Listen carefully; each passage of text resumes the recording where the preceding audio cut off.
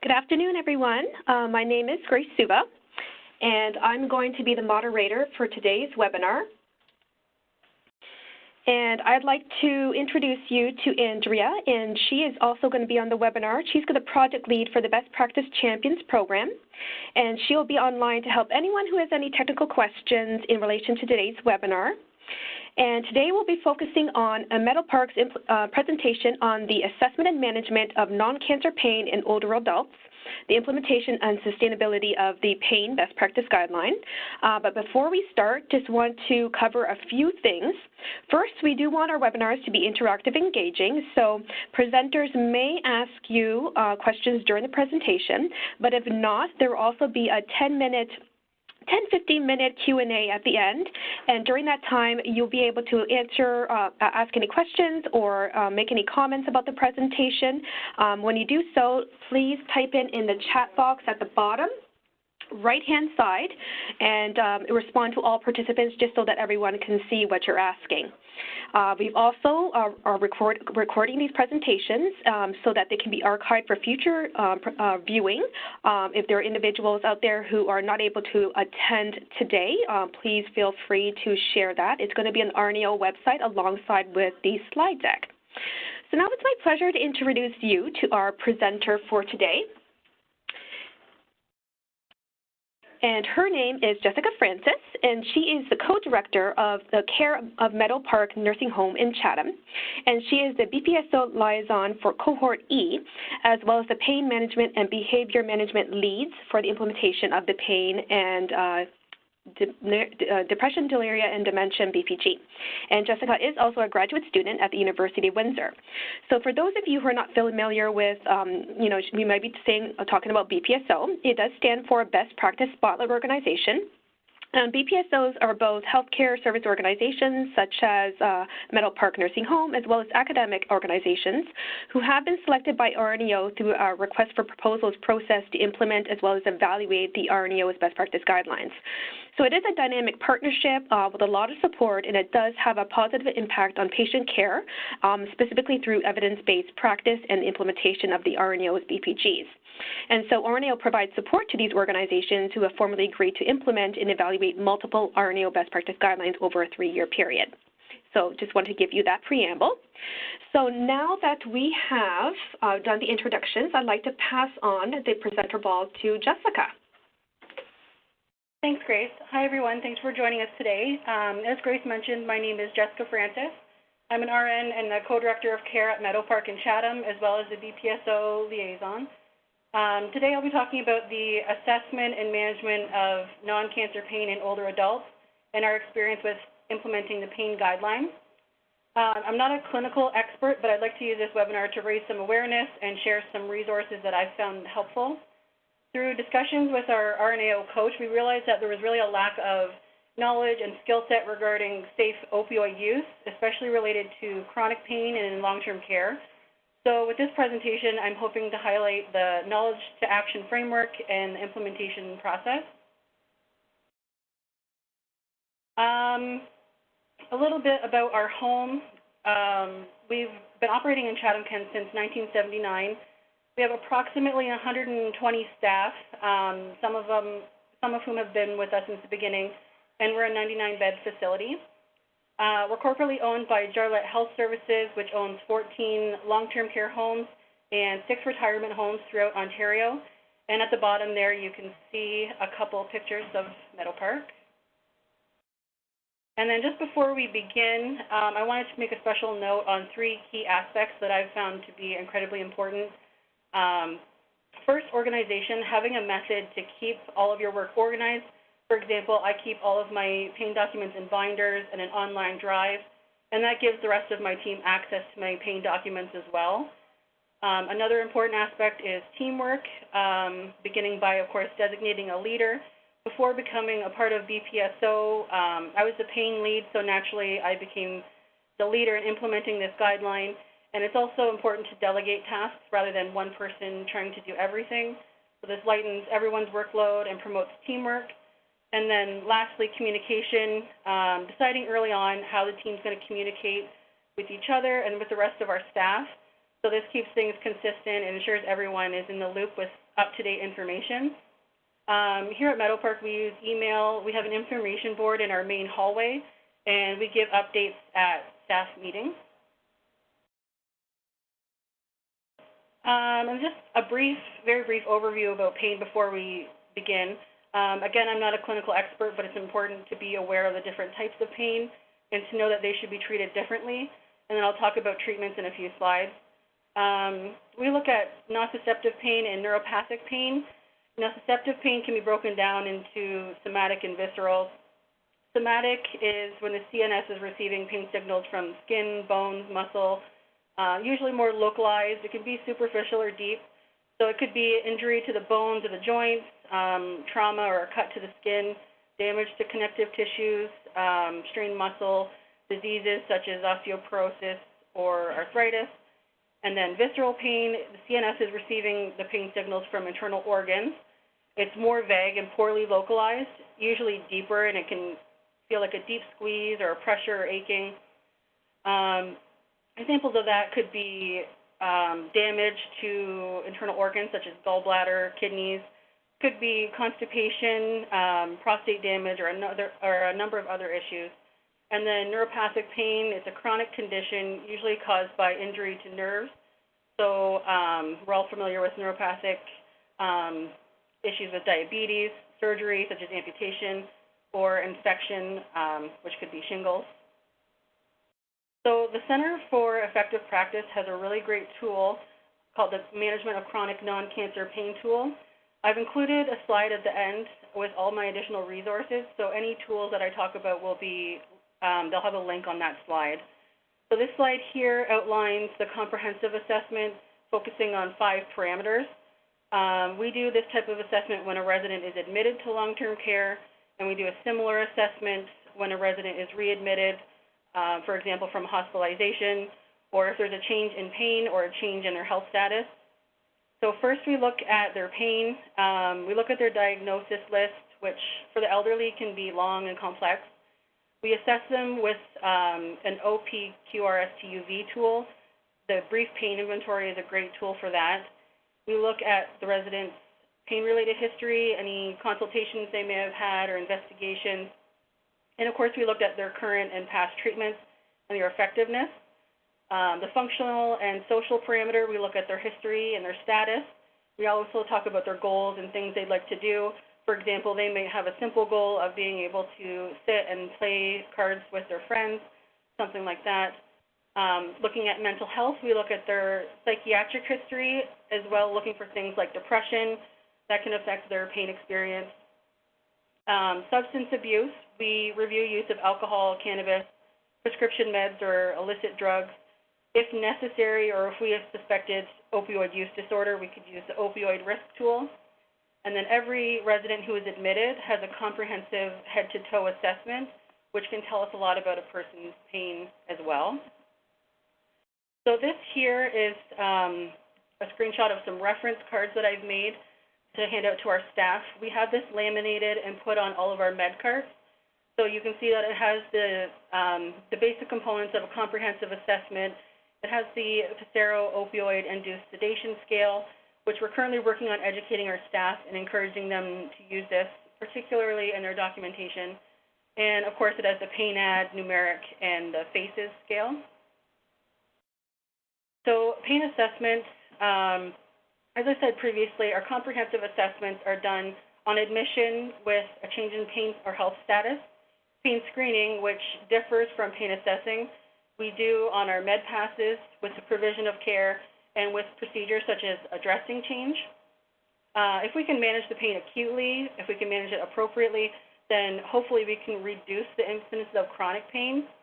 And when chronic pain does happen, the goal is to enhance comfort while maintaining function. Now, looking at the management of pain, starting with non-opioids, we know that the preferred treatment for non-cancer pain is non-opioids and non-pharmacologic interventions.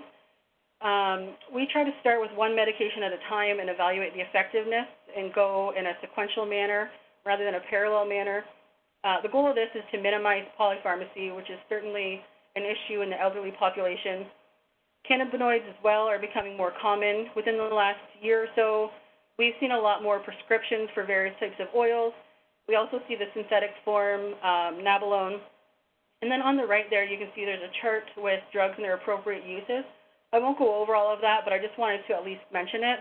And that chart's available on the additional resources slide at the end as well. When looking at opioid medications, I wanted to make mention of what's considered an optimal dose. This as well is taken from that the tool that I mentioned earlier and is available on the last slide. So the optimal dose definition is to have an improved function based on the resident's goals, or to have a 30% pain reduction without loss of function. So that can be defined as a 2 points on a 0 to 10 scale. To also have no additional pain relief for 1 to 2 dose increases, and have no serious side effects. So satisfying those points, that's how we determine what the optimal dose is. And then on the other end of that, we've been looking more into the tapering of opioids. So our physician does a complete med review for every resident every 3 months and as needed. Indications to taper could be side effects such as fatigue or oversedation. Our physician tapers slowly, which is what the evidence shows is most successful. And we're always looking for ways to optimize our new or our non-pharmacological interventions. So this is a poster that I made up for our staff about a month ago. I had been reviewing some pain documentation, and I suspected one of our residents might be experiencing opioid toxicity. So when I went to go speak to his nurses, I asked about their assessment, and I realized that it wasn't really something that the nurses had considered, and they didn't really know what clinical features to look for. So I made this poster and laminated it and posted it up in our med rooms. The Posterio sedation scale is included in this as well, which we've been educating our staff and hoping that they're using more of, particularly in their documentation when giving opioids. And then doing this will help prevent opioid toxicity and possibly decrease ER transfers as well as decrease liability on our nurses. So to start, when looking at the implementation piece of this, when we implement any guideline, I like to look at it from a perspective similar to the nursing process shown in the slide there. First, we assess our practice and compare it with BPG recommendations. We diagnose our own areas for improvement, plan how we're going to make these improvements, implement the changes, and then evaluate and sustain those changes. Our first step that we do is gap analysis. So this is what a blank gap looks like for the pain guideline. These are available on the RNO website as well. So we sat down as a team with our blank gap, with our policies, and we reviewed our current practices and saw where we needed to improve. We found that there was a lack of knowledge surrounding pain assessment and management, opioid use specifically, and that we needed to improve on our documentation. So from there, we made an action list, and we're currently working on updating our assessments in point-click care. We've also rewritten our pain policy and are eliminating our 7-day pain tool, and we're building screening into our EMAR. Our next step was to identify barriers and facilitators. So for the purpose of this presentation, I'm just showing some basic examples. In reality, our lists were much longer and more in-depth. Our barriers, for example, the lack of knowledge, as I've mentioned. We've been developing education and strategies to disseminate information. The accessibility of the BPG, we made sure our staff have access to it online, and we have hard copies of all of them as well. Opinions and beliefs, we allow our staff to express themselves. We have a suggestion box, and we educate them on what we're doing and why. And then time and workload, this was a common concern. So we've been working to make small changes so it doesn't feel like we're adding too much work to them, and as well as we evaluate our job routines on an as-needed basis. And then some facilitators, the compatibility with our current practice. We review our policies, and we've adapted it to best practice. In terms of organizational processes and approval processes, we're very fortunate that we have a great corporate management team that's on board with everything that we're trying to implement. So we've had great communication and support in reviewing and revising our policies and procedures. This here is just a basic list of resources that we identified for ourselves. multiple RNAO resources, organizations such as McMaster University, staff members, hospice libraries, nursing journals, and again, at the end I've listed, at the end of this presentation, I have a slide with additional resources that's very informative. This is an example of an algorithm that I created to help our registered staff. So they start with screening for pain, and that's just basically saying, do you have pain, are you comfortable, or if they're nonverbal, non-cognitive, using the Pain Ad tool. If there is no pain, then that's great. Our nurse will document 0 when point-click care prompts them. If there is pain and it's their usual chronic pain, the nurse would provide an intervention that's been effective. They document and reassess at appropriate times. If it's not their usual pain, then they would conduct a comprehensive pain assessment, provide an intervention, document, and reassess. If the interventions aren't successful, we encourage them to keep trying non-pharmacological interventions.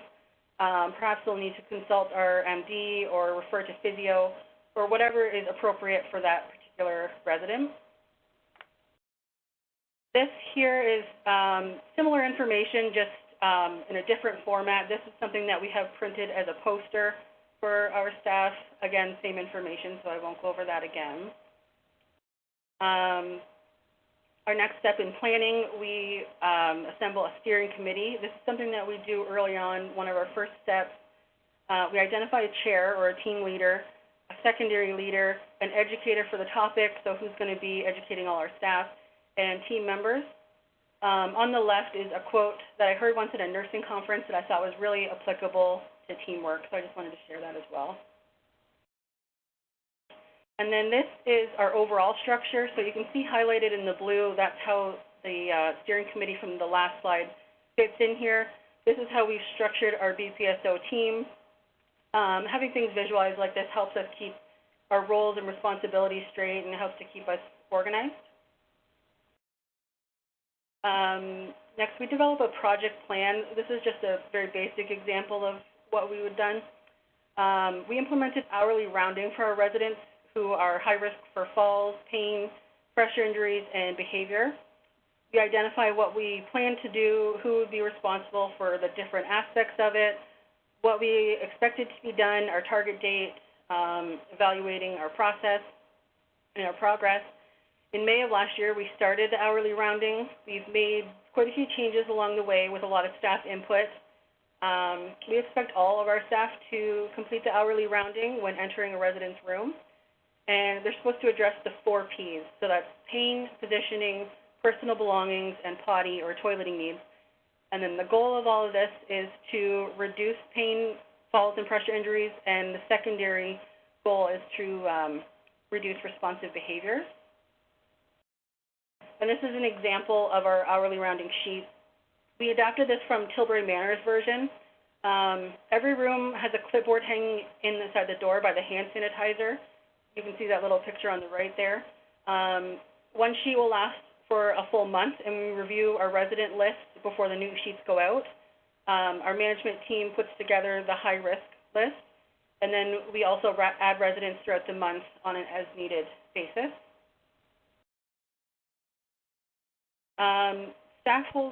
Stakeholder engagement, moving on, is an important part of implementing any guideline. So this image here shows our BPSO board and our main hallway. So I keep that up to date with events, any news, we've had a few news articles that I've posted up there as well. We also disseminate information by email, staff meetings with posters and pamphlets. And then last June, we also held an open house launch party. So on this slide, on the left is an interest list that I created, and we have that printed off in our staff room. So the BPGs that are relative to long-term care are listed here, and our staff indicate the areas that they're interested in, and then they bring the sheet to me. Then when we're going to implement something new, we look at the sheets to see who might be interested and who we might approach to join our teams. And then if a staff member wants to join a team, we encourage them to attend our progress meetings, to be familiar with our policies and the related guidelines, to give feedback and suggestions, and to be a champion leader on the floor. Our progress meetings, we hold regularly with our BPSO coach. We have an agenda, which is shown on the left there. We circulate that around prior to our meetings, and then we can all see what we're going to be working on. We can add to it if we want to, and it helps keep us organized throughout our meeting. And these meetings are also for brainstorming sessions and good opportunities for feedback. This is a photo of how we had boards set up at different information stations at our launch party. So on the bottom left corner, you can see how we had it set up for pain. We had, on the right side of that board, we had our practice recommendations from the guideline, different stats on pain, Meadow Park stats on pain, and then some different information to share with people. And then strategies to evaluate our practice. We wanted to ensure what we're doing is having an impact. So in addition to the BPSO reports that we submit to the RNAO, we also complete audits and seek feedback from our frontline staff, from residents, from their families. This is also a part of having focus groups and surveying and interviewing. We collect data through RIMDS. We have ongoing monitoring and evaluation, and we measure behavioral knowledge by observing our staff, auditing adherence to our policies. Lastly, we have sustaining our practice. Very important for anything that we're doing. So we recognize that for changes to be sustained, it has to become a part of our organizational culture. So as the pain lead, I strive to keep our staff educated and up to date. I ensure resources are available. I seek input and feedback, of course. We try to make changes that are realistic and embed them into our practice, so mainly by updating our policies. We continue to monitor and collect and evaluate data as well. And on behalf of Meadow Park Chatham, thank you for joining us today. And then this here is the last slide with additional resources. So these are all very helpful tools in managing pain. Excellent. Thank you so much, Jessica, for sharing your knowledge and experiences. I know that you're saying that you're not an expert, but I think you've shared a lot of excellent information, and you're very well versed both in pain management as well as the knowledge to action process, and you're very systematic in being able to apply that. So congratulations, and thank you for the presentation. Thank you. You're welcome. So now it's time to be able to take up any questions. So please, if you have any questions for Jessica, please type in the chat box and respond to all participants so that we can share. So Jessica, I do have a few questions that I was wondering about. How do you manage hourly comfort rounding? Our hourly comfort rounding is done for residents who are high risk for pain, falls, pressure injuries, or behavior, and we round on them while they're in their room. We created a high risk list, which is determined by our management team. So I send out reminders to our leads for falls and pain injuries, or pressure injuries, sorry, to have them review their part of the list, and then I update anything related to pain and behaviors. Then we print off our high-risk resident list, and I give it to our midnight nurse, and she collects the sheets every fourth Sunday and puts up new sheets.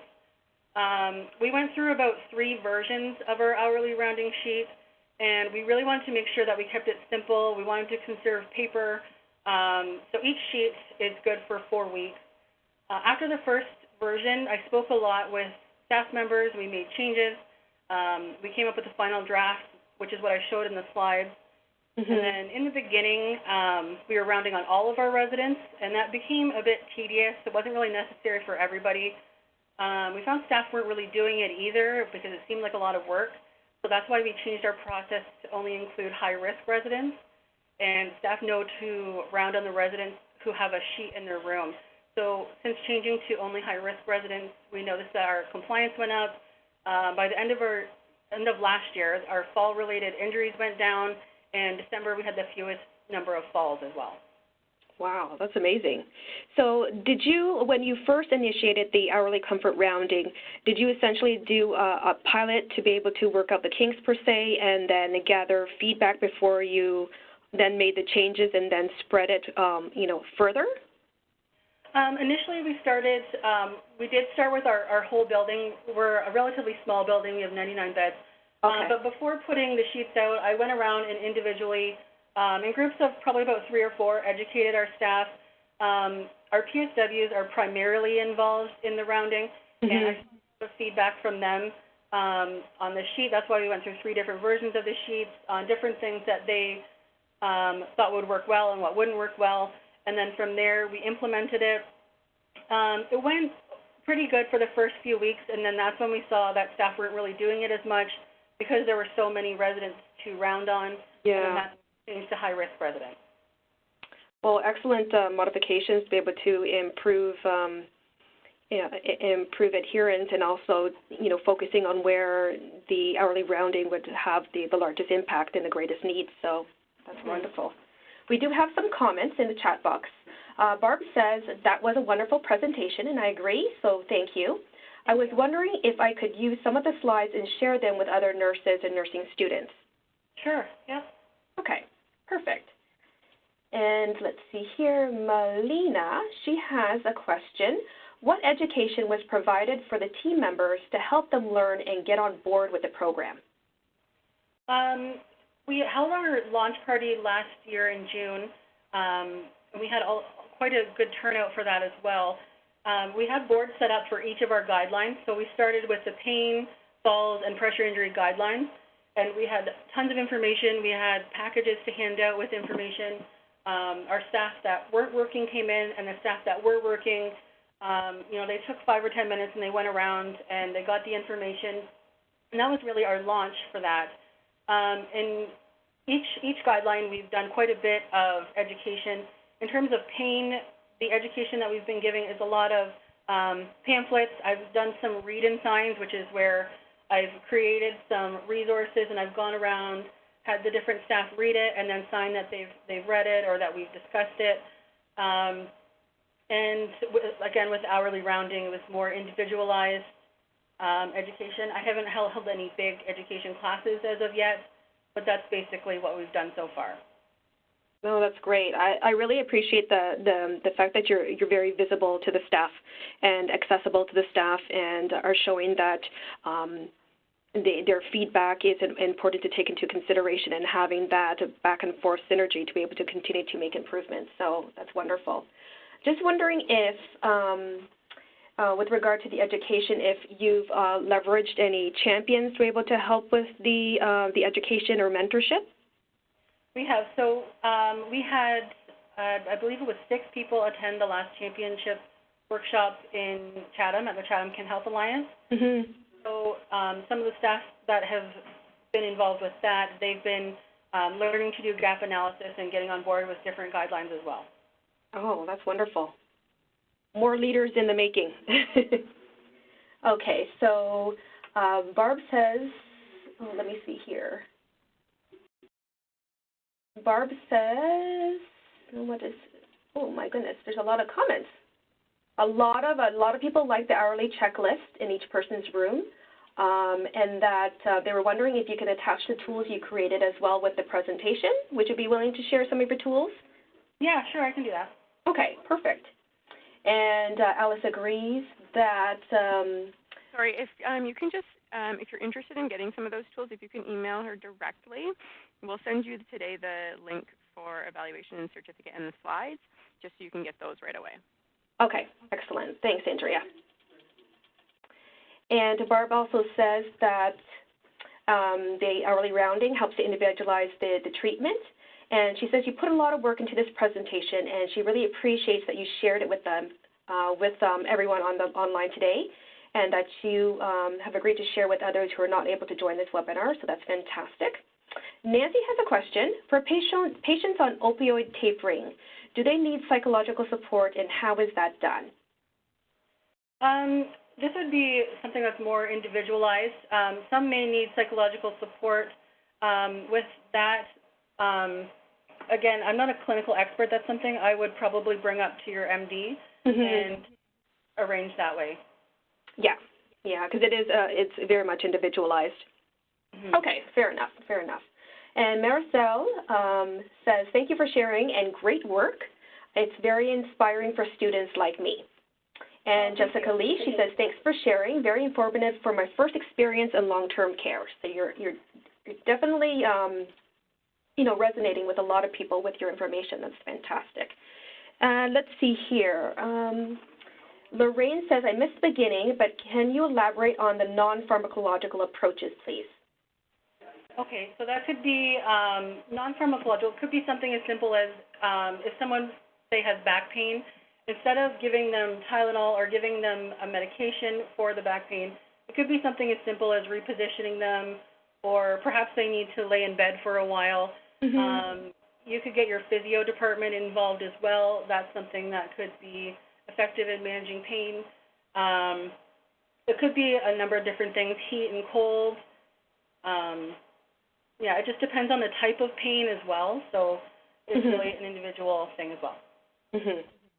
And along the, similar clinical lines, you did mention that pain assessments and pain screening are not the same. When is it appropriate to screen, and when should we be doing a comprehensive assessment? So pain screening is the basic question of asking the resident if they have pain. So you could ask them if they have pain, if they're comfortable, or however you want to word that. If they don't have pain, then that's great. If they do have pain, then you need to ask more questions to determine if it's their usual or chronic pain, such as lower back pain. It could be something that they complain of daily, and then maybe you know that their intervention is putting them to bed, or maybe they've been up in their wheelchair too long. Maybe you need to reposition them.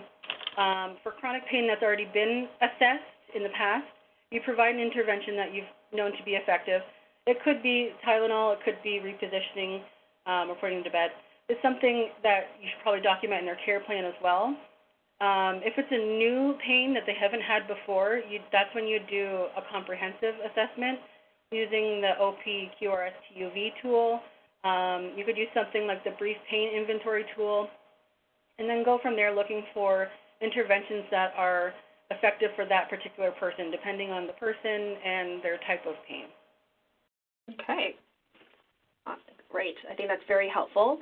An individual says, very informative session for her community assessment, so thank you. There is a question from Melina. What tool did you use for assessment for residents with cognitive impairment when they are unable to verbalize pain? We use the PAINAD tool.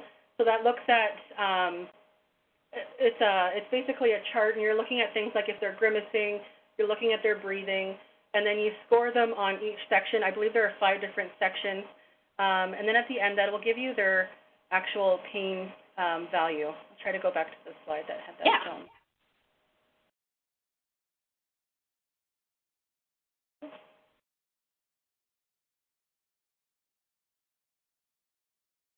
And Jessica, these are also tools that you've been able to draw from the PAIN BPG as well?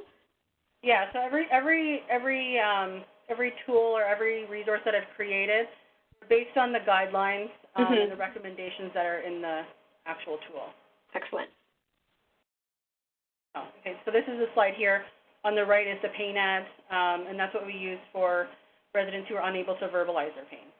Okay, and that's a well-known tool. I'm familiar with that one as well, and I believe it's in the PAIN BPG. I mean, there's again, where there is a link available, then you should be able to access it. Otherwise, please feel free to also connect with Jessica if you want to look at her specific tools as well, because you did a lot of adaptations with a lot of the operationalization of this BPG, which is fantastic. Thank you. You're welcome. Vicki, she says, thank you, very informative. And I agree. I do like the fact that with the knowledge to action, process, the PDSA cycle, that you really have a concerted effort on monitoring and evaluation. Now, when looking at the effects of an intervention, how did you determine if something has had a meaningful impact, and how do you define meaningful impact? I think on slide 9, there was some criteria that was discussed from the Management of Chronic Non-Cancer Pain tool. by the Center for Effective Practice. There was some information on optimal dosing. That tool states that meaningful impact or an effective treatment would be 30% pain reduction without the loss of function, or a 2-point difference on a 0 to 10 scale. However, a resident or patient might feel that a lesser decrease in their pain is still meaningful. So everyone's different, so that's why we should really be considering their thoughts and goals for that as well. Yeah, that's very true. Again, individualized, it's a subjective experience as well. Ratika says, very informative, thank you. And let's see here. Any other questions, anyone? Oh, I was just curious about you're very systematic with collecting information from various sources to be able to measure the value impact and adherence with regard to best practices. How do you go about sharing that information to say the staff, patients, and families? We have a board in our main hallway that we've dedicated to all of our BPSO work. That's something that as the BPSO liaison, that's something that I keep updated. So, for example, for this presentation, we put up the flyer up there. Anytime we've been in the newspaper with BPSO-related work, we've put that up there. On the side of the board, we have our BPSO journey. So from the beginning to until now, the different things that we've done, and that's basically where we keep all of our information. And that's a hallway that every staff member is walking by many times in a day. Family walk by it. It has our pictures on it as well, so if anyone has questions related to anything, they know who to come to. So that's how different staff members will know that this is a program that I'm the lead of, so they'll come ask me questions. We email a lot as well, and so we'll email posters, for example, or anything related to pain that I want to send out to our registered staff. I can email that to them, as well as posting it in our med rooms, so they have it there that they can review outside of work. We have numerous pamphlets that we've created that we disseminate to staff or to residents or their families. So we really try to use different avenues to get our information out there. Oh, that's excellent, because people respond to different ways of receiving information. So again, a very thoughtful approach to every step of the implementation of the Knowledge Action Toolkit when it comes to this BPG and all your other BPGs. So excellent. Thank you. Surinder says palliative and end-of-life clinical support tool is a good tool to use by long-term care and I think research. Have you heard of that tool, Jessica? I have heard of it. I'm not overly familiar with it. Yeah. But yeah, I have heard of it. Okay. So that's just information for everyone else, just as an FYI from Surinder. And Rena says, she'll get a copy of this presentation, and I believe your email has been shared as well. Has it, Jessica? Yeah. Everyone has it in the email as well. Oh, okay. Okay, perfect. And then did anyone else have any questions?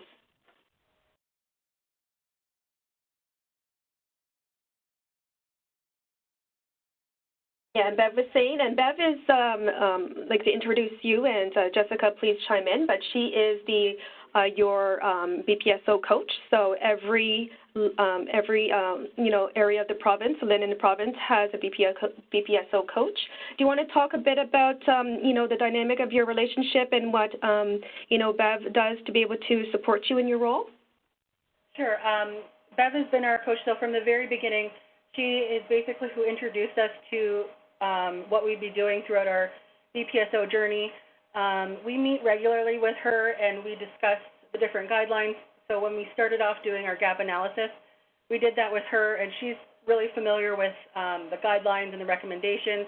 So she helped us to assess our own practice and develop our action list going forward with what we should be doing, what the evidence says.